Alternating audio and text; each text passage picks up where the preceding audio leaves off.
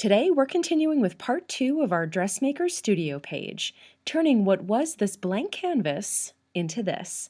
And we'll be doing our tutorial in real time, so stick around.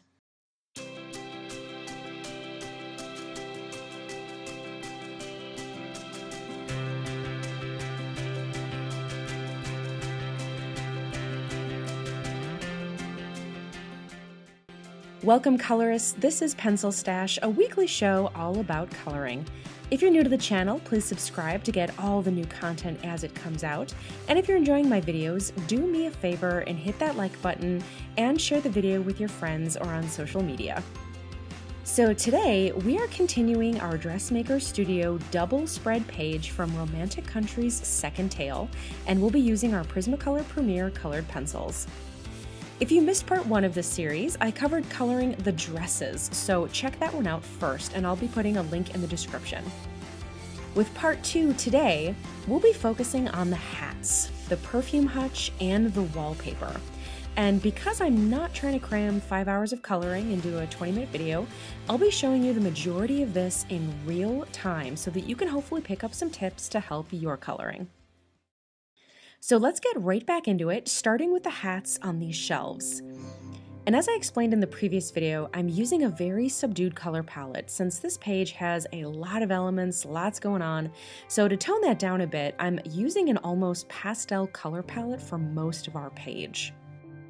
These first 2 hats I'm coloring, I'm going to use a very simple natural palette, and then later I'll punch up the interest in the ribbon and the flower colors.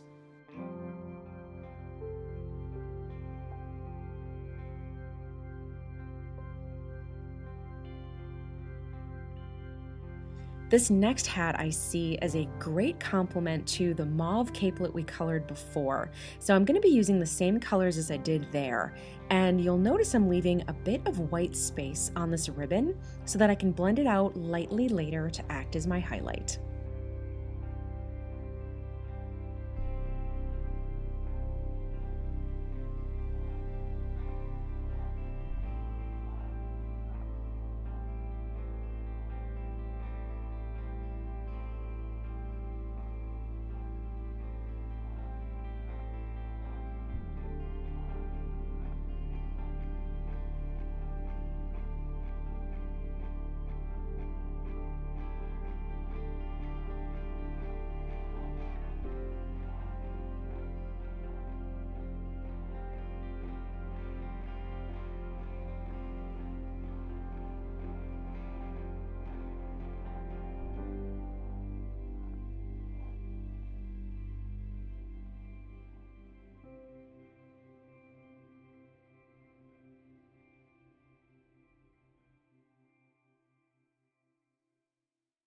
For these feathers, I'd like them white, but as I mentioned before, if you leave something uncolored, it can look a little flat, so I'm just going to add in some very light, very light gray just to give it some dimension. And in with mahogany red for some shadow.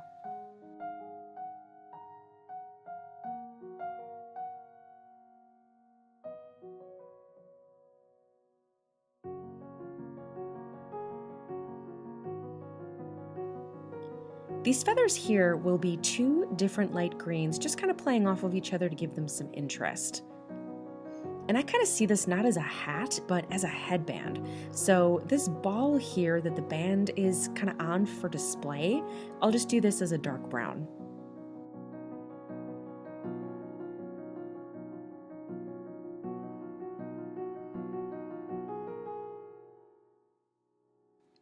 And the band itself will be gold, and when I'm going for gold, I usually use either my metallic gold pencil or this bronze color, and sometimes even a combination of the two. But I like this bronze color as it reads as gold, but it doesn't have that kind of metallic shine to it.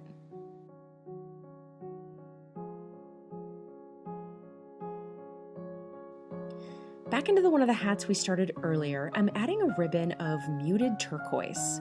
And my first pass with this will be with a very light hand, and then I'll use the same pencil but with a little bit harder pressure to add in my shadows.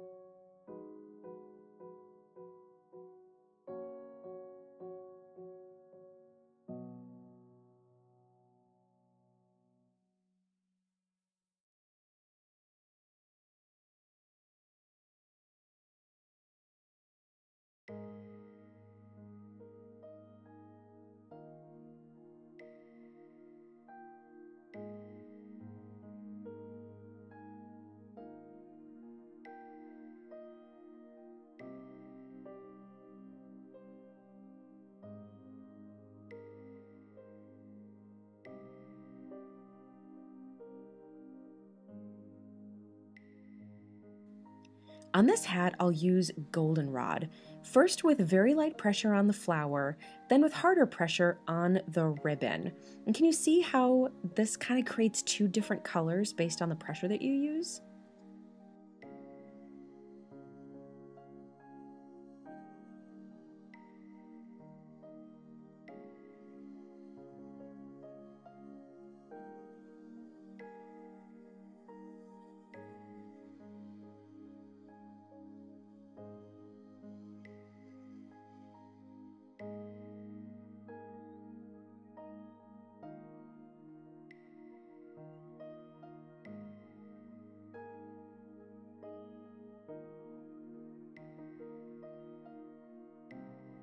On the dress forms themselves, kind of the areas of skin, I guess, that would be showing on them, we'll be using a very light beige color across the right shoulder in order just to kind of make it appear that that's where the light is hitting.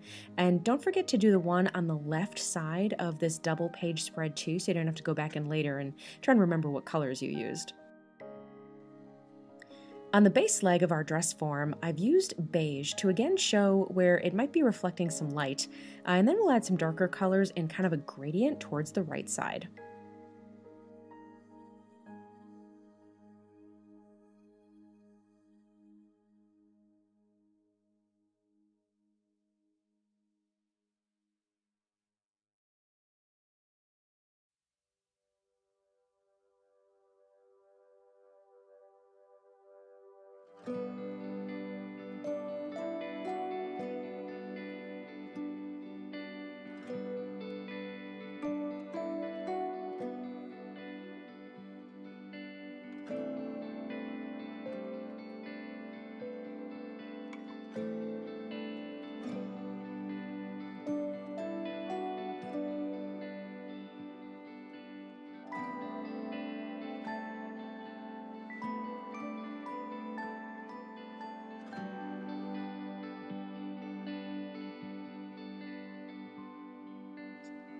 And I'll do the same with these hat display stands up here.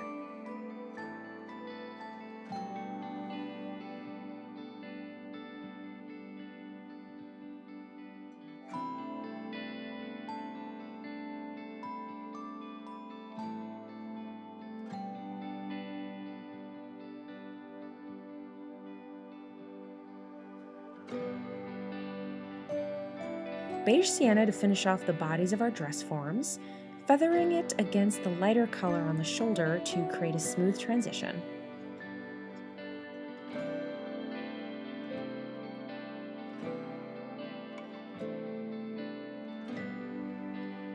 Back to the ribbon on this straw hat, and let's punch it up with a bright purple ribbon. Starting with Dahlia Purple, I'll create a band across the top half with very light pressure, then go in with Black Grape.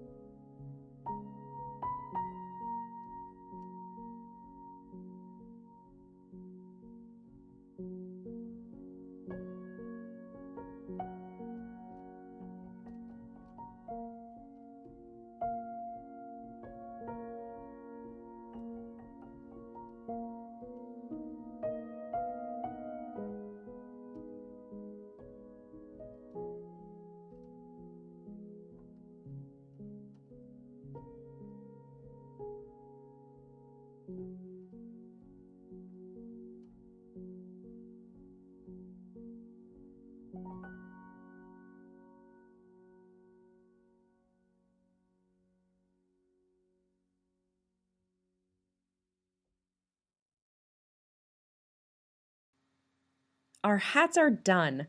Let's move on to this display hutch where all these beautiful perfume bottles and whatnot are housed. And I'm using this putty beige color in just a few areas I want to keep nice and light. And I'm kind of putting them here just because I think that this case sort of curves outward at both of these places. Then just kind of down that thin side here on the left and the right.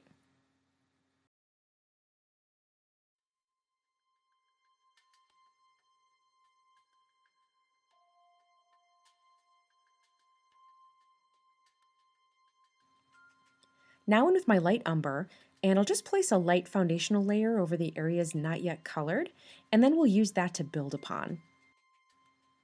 And you'll notice I have this color in a pencil extender since it's super short, as it's actually one of my frequently used pencils.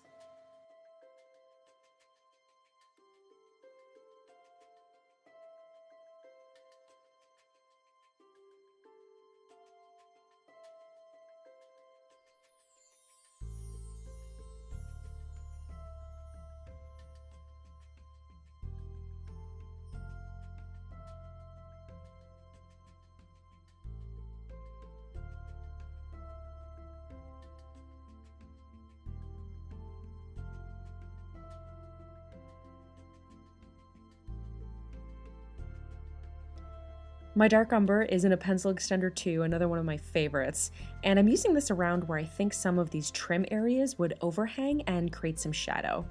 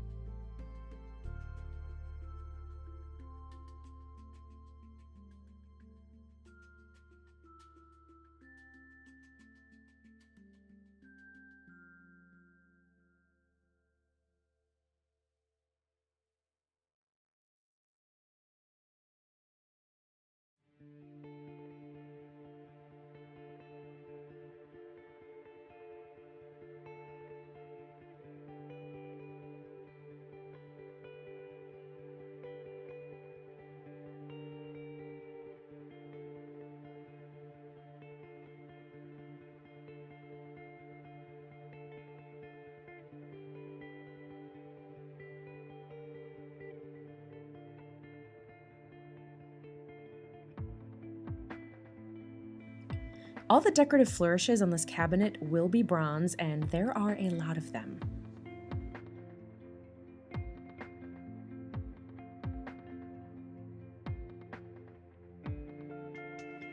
I'm using this dark umber to basically outline all these flourishes, since if they're raised off the surface of the cabinet, they would create a shadow as well.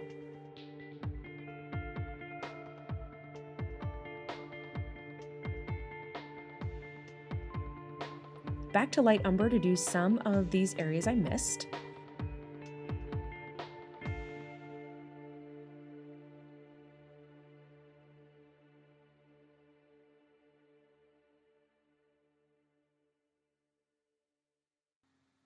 In with bronze to do all these flourishes across the top of our cabinet too.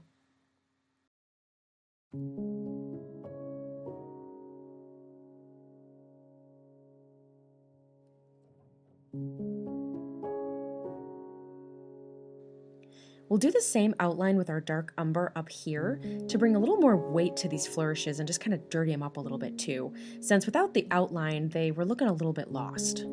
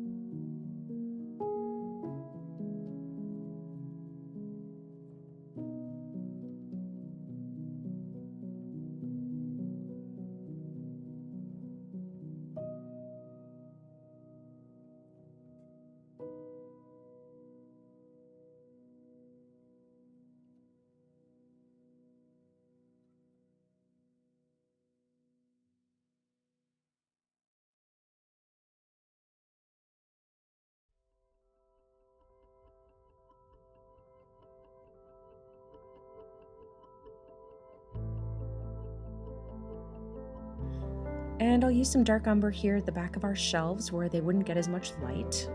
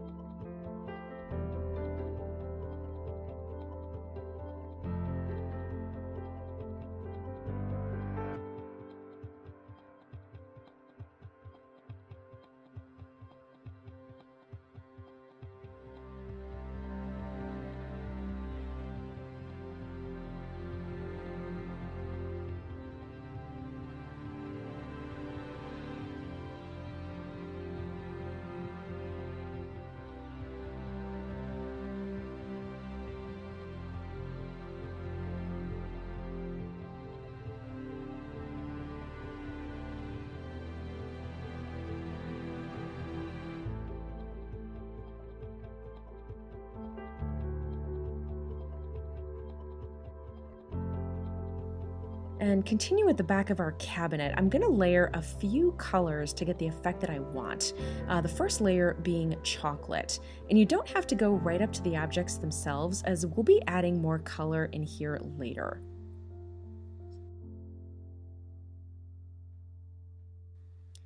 And now dark umber to get the darker color that I'm looking for.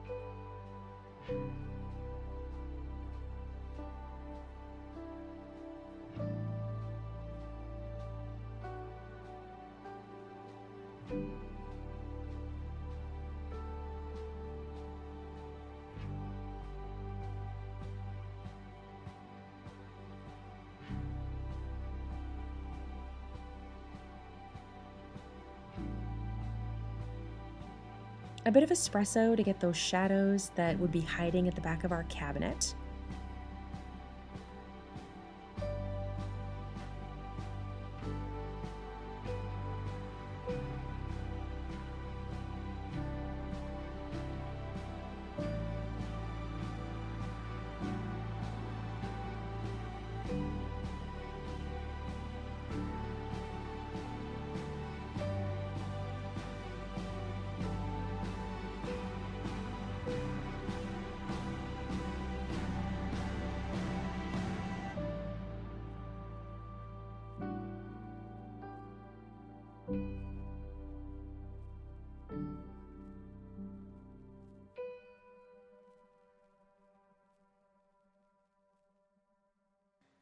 And finally black too to really deepen this up, using light to medium pressure where needed. And I'm doing that so that I don't get any harsh lines where it transitions to another color, since black can be a very, very sort of harsh color.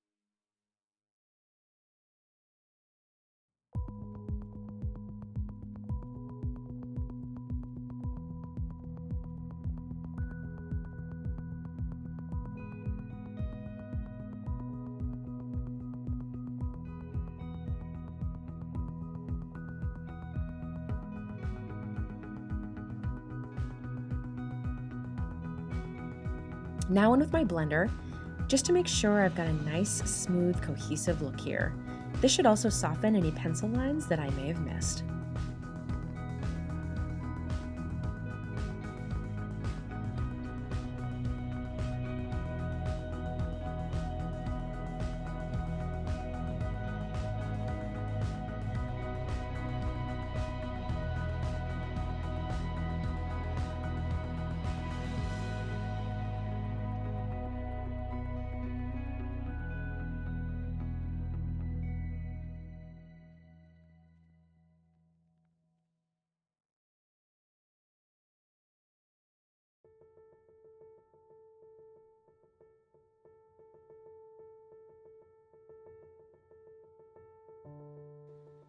Oops, I forgot these tassel things on the side of our cabinet here. This cabinet is just full of flourishes. I'm not sure if this is kind of part of those roses up at the top, but anyway, I'm gonna assume that it is, and I'll do these real quick with the same colors and techniques I used before. Oh, and I'm just going to revisit this yellow dress from video part 1. I originally left a lot of the bottom of her dress white, and I liked how that looked, but I'm kind of regretting that decision, and I just want to go in and add some green. And the good thing here is that we left it white and can change that easily.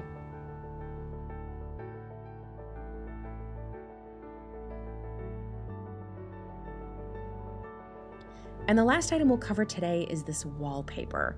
It's very busy, and there's a lot of it across this double spread page. And while I want to have it kind of fade into the background, I also think that it would be nice to have some color in it. So I think we'll use some baby blues here. Using cloud blue, I'll go into each one of my diamond shapes, and using a very, very light hand, I'll place a layer of this color almost up to the edges of each diamond, but leaving the areas kind of up to those scallops white. We'll add to that layer later, and for this cloud layer, there's really no reason to go right up to the edges, as it'll only drive us crazy going into all those nooks and crannies twice. So I'll do that across these diamonds, and remember to do it on both pages.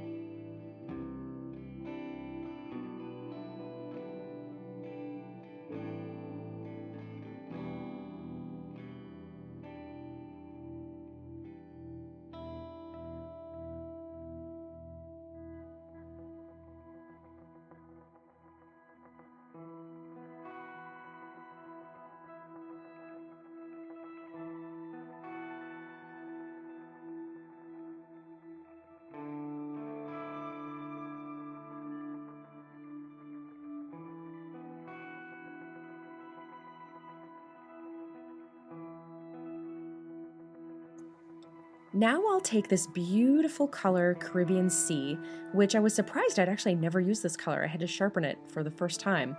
I'm going to use this just in those areas along the edges of the diamonds that we left white. And again, I'm still using a very light hand here as I want the two blues to transition nicely where they meet.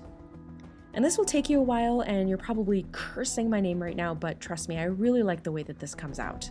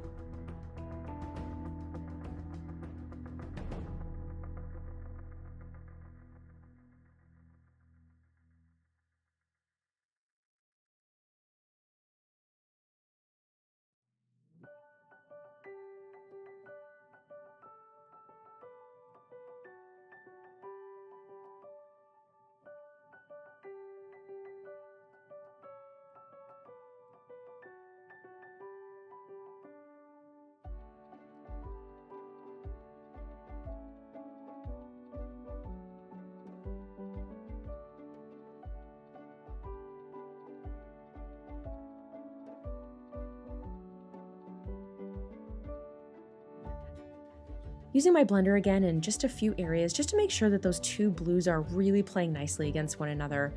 And it might be a little hard to tell what I'm doing, but I'm essentially using kind of circular or orbital strokes to soften the transition areas between the two colors, pushing them into one another.